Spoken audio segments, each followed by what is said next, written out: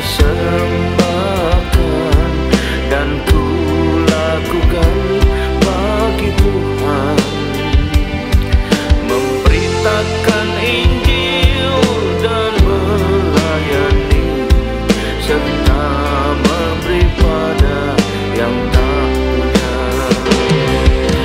Namun apapun juga itu semua, bila tujuan yang sebenarnya hanyalah untuk mengharap dan mendapatkan imbalan dari Tuhan. Bila yang jadi tujuannya ternyata hanya untuk diri sendiri saja dan bukan murni bagi Tuhan, bagaimana dapat menyenangkannya?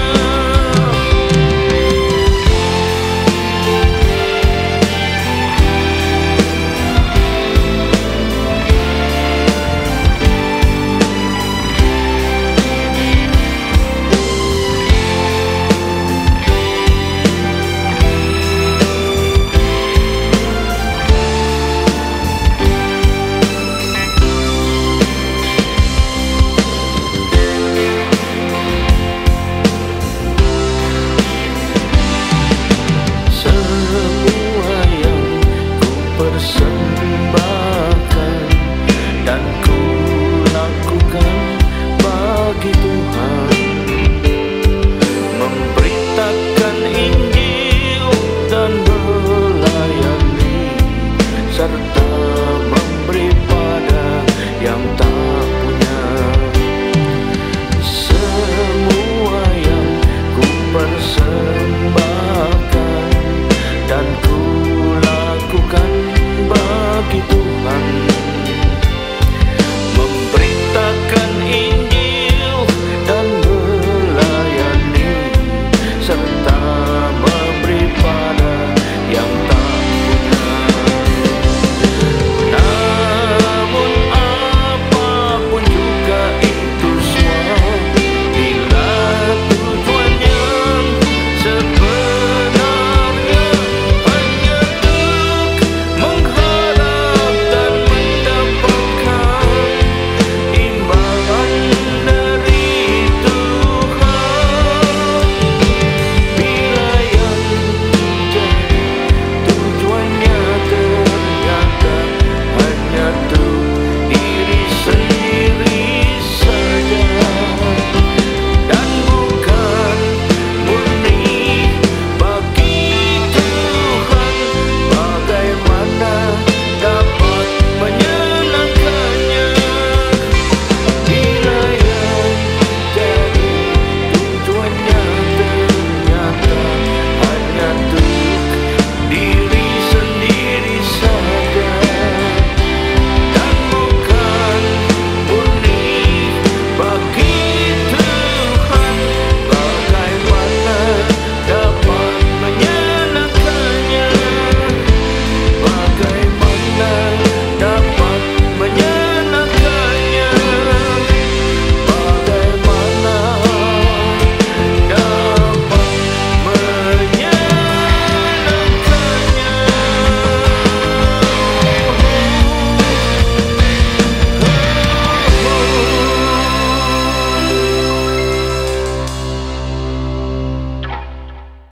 Shalom, selamat berjumpa kembali dengan kasih Tuhan. Mari kita persiapkan diri kita untuk masuk dan terima firman Tuhan. Sebelumnya mari kita berdoa.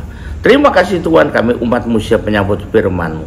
Urapilah kami semua dan urapi hamba-Mu yang akan menyampaikan firman ini, agar firman ini tidak kembali dengan sia-sia, tapi boleh masuk dan tumbuh dalam hidup kami, menghasilkan buah yang baik dan berlipat ganda, yaitu sampai 30 kali, 60 kali, bahkan 100 kali ganda. Dan berikanlah pada kami roh hikmat dan wahyu daripada-Mu, agar boleh mengerti dan menangkap isi firman-Mu dengan baik dan benar, yaitu tepat seperti apa yang Kau maksudkan. Terima kasih Tuhan, kami siap sambut firman-Mu ini hanya dalam satu nama yang berkuasa, yaitu nama-Mu Tuhan Yesus Kristus. Haleluya, amin. Nah, saya shalom yang kasih Tuhan, mari kita masuk, siapkan diri untuk masuk dalam firman Tuhan. Tema dari firman Tuhan pada hari ini saya pilihkan yang bertemakan jangan mencari-cari alasan. Kenapa? Karena dunia masa kini semakin senang, pada umumnya ya, orang di dunia untuk mencari-cari alasan dan bahkan mencari-cari kesalahan orang lain, kemudian mengeksposnya. Dan karena itu kita sebagai orang percaya perlu untuk senantiasa berjaga-jaga, ya, termasuk untuk hal-hal semacam ini, termasuk juga mencari alasan. Jelas salah lo, tapi cari-cari alasan terus, ya, mencari-cari pembenaran, ya. Karena ini apa terjadi? Karena di sisi lain dunia juga semakin penuhi dengan kejahatan, dengan kesalahan, maka semakin gencar orang untuk berupaya mencari alasan atau pembenaran bagi dirinya sendiri, sehingga tidak dipersoalkan, dimasalahkan oleh orang lain, ya. Padahal sebetulnya memang salah itu, tapi cari alasan terus. Jika ada juga yang bercanda mengatakan makin banyak orang menyandang gelar MBA palsu. Wah, inilah apa MBA palsu? Manusia bikin alasan-alasan. Itu MBA palsu. MBA asli adalah Master of Business Administration. Tapi MBA palsu makin banyak yang punya gelar ini, ya, memenuhi dunia nanti, yaitu manusia bikin alasan atau manusia banyak alasan. Nah, pertanyaan, alasan apa saja yang dicari orang-orang di sini ini? Alasan untuk apa? Ya, saya mau kasih yang terbanyak gitu ya. Pertama, alasan untuk tidak menepati janji yang sudah diucapkan atau ingkar janji. Pasti ada aja alasannya. Sudah berjanji, kalau tidak bisa memenuhinya, cari alasan, ya. Itu bahkan nazar sekalipun tidak tepati. Misalnya, bila tidak secara tertulis janji itu, maka seringkali ingkar dari janji. Bahkan secara tertulis pun masih banyak yang ingkar juga, ya. Kita lihat bagaimana acara pengadilan, tuntutan banyak sekali karena ingkar janji, padahal sudah ada aktanya. Jadi kalau tidak ada akta secara hukum, maka mungkin mudah orang mencari alasan untuk mengingkarinya. Atau tidak ada saksi yang menyaksikan, makin mudah orang mencari alasan untuk mengingkarinya. Atau tidak pakai sumpah dan sebagainya, ya, ini makin mudah orang mengingkarinya. Walaupun pakai semua itu pun masih ada juga yang mengingkari. Nampaknya jadi semakin mudah bagi manusia untuk, ya, tidak menepati apa yang sudah dikatakannya, ya. Biasanya dengan mencari alasan kebenaran, yaitu apa? Ada inilah, ada itulah, ya. Tiba-tiba terjadi begini, tiba-tiba jadi begitulah, macam-macam. Ternyata inilah, ternyata itulah, tidak kita sangka-sangka dulunya. Ini di luar kemampuan saya, loh. Si ini, si itu bilang beginilah, bilang begitu, itu alasan dicari-cari, ya. Dalam hal ini, firman Tuhan jelas mengatakan janji harus dipenuhi. Apalagi kalau bernasar, ya, seperti teladan dari Tuhan sendiri. Mari kita lihat Ibrani 10 ayat 23. Janji harus dipenuhi, apalagi kalau berbuat nazar. Tapi tidak bersumpah, kan kita tidak perlu bersumpah, ya. Kita berjanji saya harus dipenuhi. Ibrani 10 ayat 23. Marilah kita teguh berpegang pada pengakuan tentang pengharapan kita, sebab Ia Tuhan teladan kita yang menjanjikannya adalah setia, jadi tidak bakal ingkar janji, ya. Itu kitab Ibrani. Kitab berikutnya kita baca 2 Petrus 3 ayat 9. Tuhan tidak lalai menepati janjinya, loh, ya. Sekalipun ada orang menganggapnya sebagai kelalaian, tapi Ia sabar kamu, karena Ia menghendaki supaya jangan ada binasa, melainkan semua orang berbalik dan bertobat. Tidak lalai menepati janjinya, ya. Tuhan selalu menepati janjinya. Kita baca lagi Hakim-Hakim 2 ayat 2. Hakim-Hakim 2 ayat 2. Tapi janganlah kamu mengikat perjanjian dengan penduduk negeri ini, semua mereka harus kamu robohkan. Tapi kamu tidak mendengar firman-Ku. Mengapa kamu berdemikian? Jangan ikat perjanjian, karena kalau kamu berjanji, kamu terikat untuk memenuhinya, ya. Kita baca lagi 1 Samuel 18 ayat 3. Yonatan mengikat perjanjian dengan Daud karena ia mengasihi dia seperti diri sendiri. Dan Yonatan mengambil risiko untuk perjanjian untuk dibenci oleh bapaknya karena mengasihi dan menolong Daud. Ini menunjukkan orang yang tidak mau ingkar janji. Kita baca lagi di Yosua 9 ayat 6. Demikianlah mereka pergi kepada Yosua ke tempat perkemahan di Gilgal. Berkata mereka kepadanya, ada orang Israel itu, kami ini datang dari jauh, maka sekarang ikatlah perjanjian dengan kami. Akhirnya Israel mau menepati perjanjiannya, tidak memusnahkan orang-orang yang datang ini ya, orang-orang Gibeon. Ini akal-akalan sebetulnya ya. Tapi karena Israel terlanjur berjanji, dia menentang firman Tuhan atau mengingkari firman Tuhan, tidak melakukan firman Tuhan dengan mengikat janji dengan orang Gibeon, tertipu lagi ya. Tapi dia menepati janjinya. Yang pertama ya, mau katakan tadi ya, alasannya untuk tidak menepati janji bahkan Nasar, tapi kita firman Tuhan mengajarkan sebaliknya. Yang kedua, kenapa orang mencari alasan? Alasan untuk bisa berlaku tidak jujur atau bahkan bohong. Alasannya banyak. Misalnya ada yang pinjam uang ya, mau pinjam uang, ia keberatan lalu mencari alasan. Jadi kalau ada orang datang, seorang mau pinjam uang, ia keberatan dan cari alasan. Ada keperluan lain yang mendesak loh, sebagainya. Saya nggak bisa saya pinjami, padahal bisa sebetulnya ya. Oke, itu ada cari alasan. Yang kedua misalnya, tidak ikut ibadah karena bertamasya. Alasannya, maaf, ada orang tua saya datang dari luar pulau. Alasannya ini, tapi sudah malas beribadah. Atau ia tidak mau ikut pertemuan yang diwajibkan. Pilih nonton Blackpink misalnya, alasannya, wah gak boleh oleh suami saya lah. Padahal itu hanya alasan, tidak pernah suami bilang gak boleh, tapi dia lebih milih untuk nonton Blackpink daripada ikut pertemuan wajib. Nah ini ada mencari alasan untuk berlaku tidak jujur atau berlaku bohong. Termasuk sudah tahu akan kebenaran, tapi setelah diberitahu atau sudah diberitahu kebenaran, tapi tetap saja dia mempertahankan yang tidak benar, yang tidak sesuai dengan firman Tuhan. Alasannya, mau apa lagi, saya kan cuma bawahan, harus ngikutin apa saja kata atasan saya. Bayangkan kalau Daniel ngikuti apa saja perkataan Nebukadnezar atau wakil raja dulu sebelumnya ada di atas dia. Bayangkan kalau dia masih begitu, kalau dia masih dalam tawanan waktu itu mengikuti apa yang kata orang di atasannya, bukan jadi orang diperkenan Tuhan ya. Mengapa orang mencari-cari alasan? Karena kalau tidak akan kena sanksi, seperti teguran, ya, tindakan pendisiplinan, dibenci dan lain sebagainya. Makanya untuk menghindari itu, yang terjadi pada dirinya, cari alasan pembenaran. Itu yang kedua. Yang ketiga, mencari alasan untuk tidak melakukan perintah Tuhan, tidak melakukan ketetapan Tuhan. Cari alasan. Perintah untuk nginjil, tidak lakukan, alasannya, dari saya anti kekristenan, tidak perlu juga nginjil lah daripada gereja ditutup gitu ya. Perintah untuk mengajarkan perintah Tuhan ya. Amanat Agung bicara loh ya, ajarkanlah segala sesuatu yang telah kuperintah padamu, tapi tidak dilakukan. Kenapa? Alasannya, saya gak bisa kok, saya belum jadi doktor teologi, kenapa suruh ngajar? Pada perintah Tuhan Amanat Agung bukan hanya pada para doktor teologi ya, pada semua orang percaya.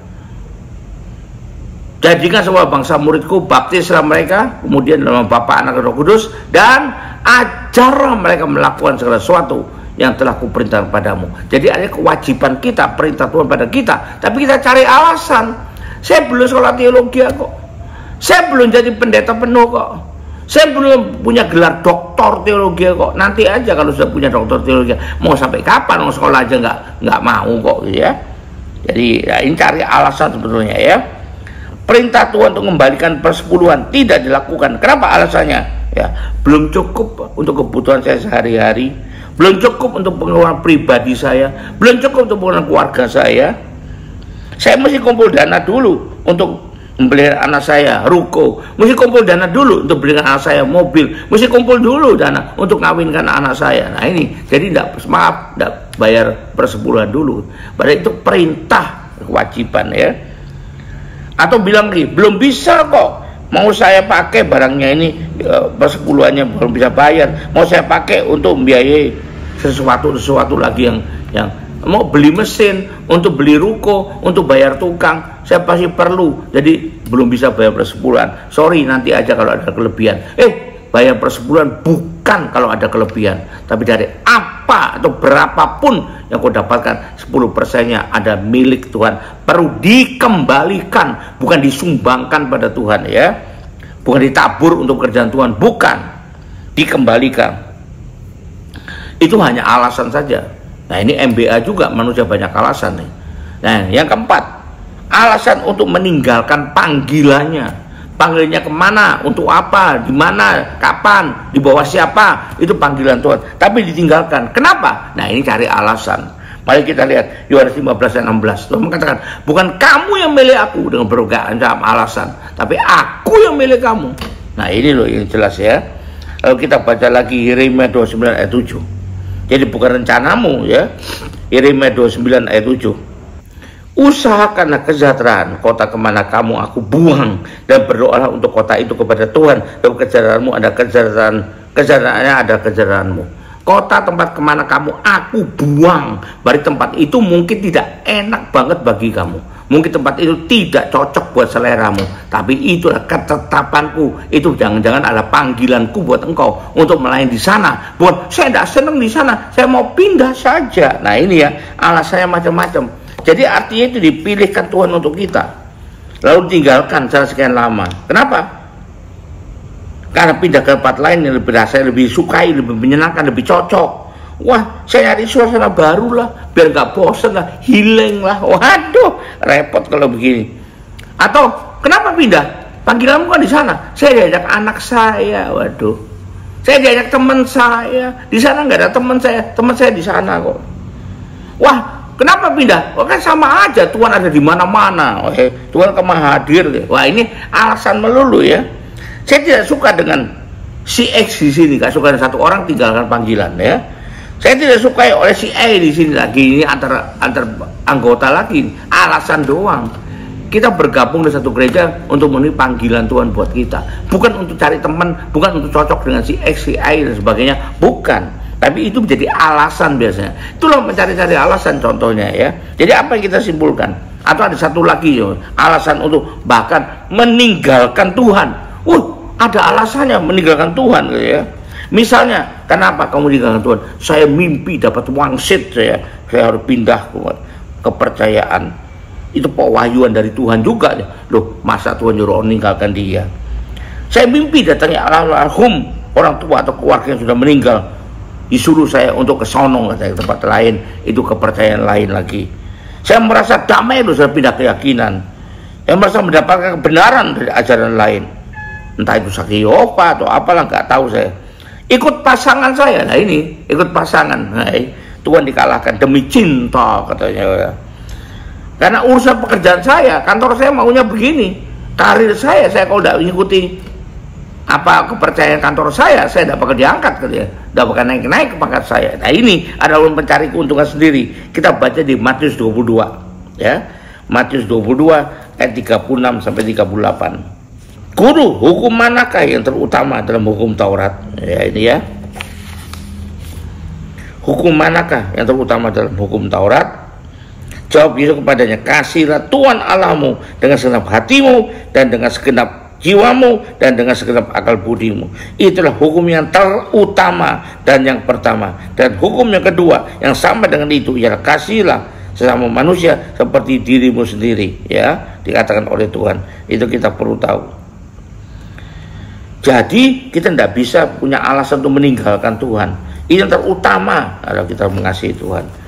Padahal semua alasan tersebut ada alasan belaka, mencari pembenaran. Karena itu kita harus mengambil kesimpulan di sini. Janganlah jadi orang yang suka bikin-bikin atau cari-cari alasan ya. Janganlah jadi MBA palsu. Manusia bikin alasan terus, tapi jadi orang yang bisa diandalkan, terandalkan di hadapan Tuhan. Dia Tuhan jadi orang yang benar gitu ya.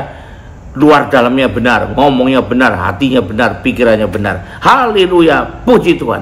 Mari kita akhiri ibadah ini dengan berkat dari Tuhan. Angkat dua tanganmu, kembalilah ke aktivitas masing-masing dengan berkat yang terbaik dari Allah Bapa di sorga, dengan kasih karunia dan damai sejahtera dari Tuhan kita Yesus Kristus, juga dengan persekutuan, pertolongan, penghiburan, kekuatan dan terutama urapan yang penuh dari Allah Roh Kudus yang menyertai kita mulai saat ini sampai sepanjang tahun ini sampai Maranatha, bahkan sampai selama-lamanya.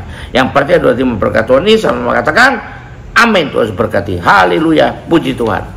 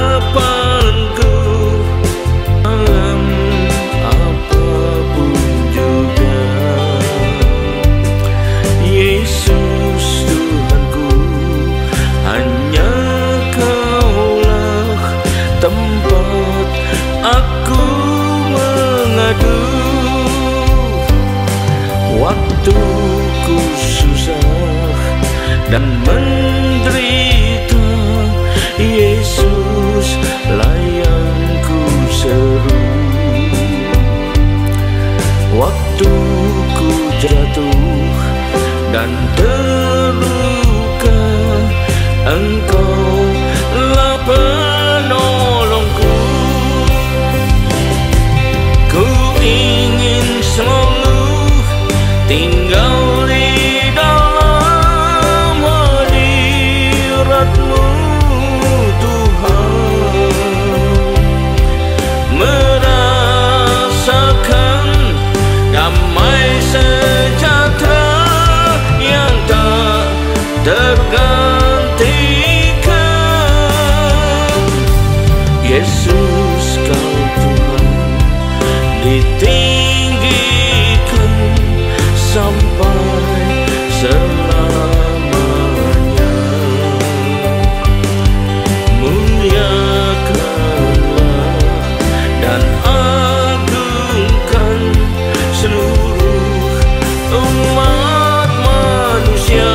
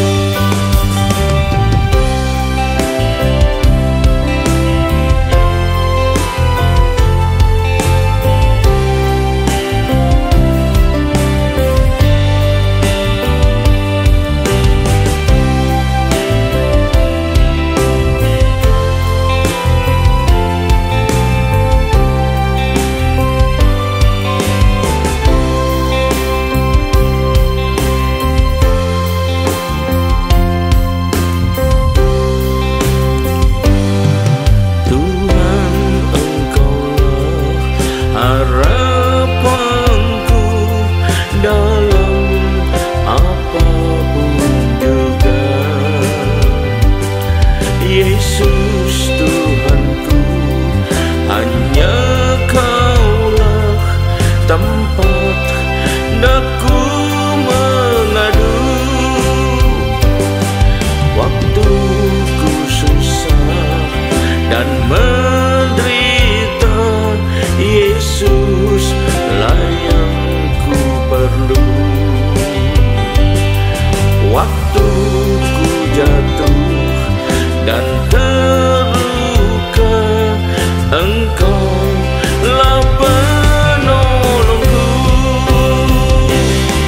Ku ingin selalu tinggal di dalam hadirat-Mu, merasakan damai sejahtera yang tak tergantikan.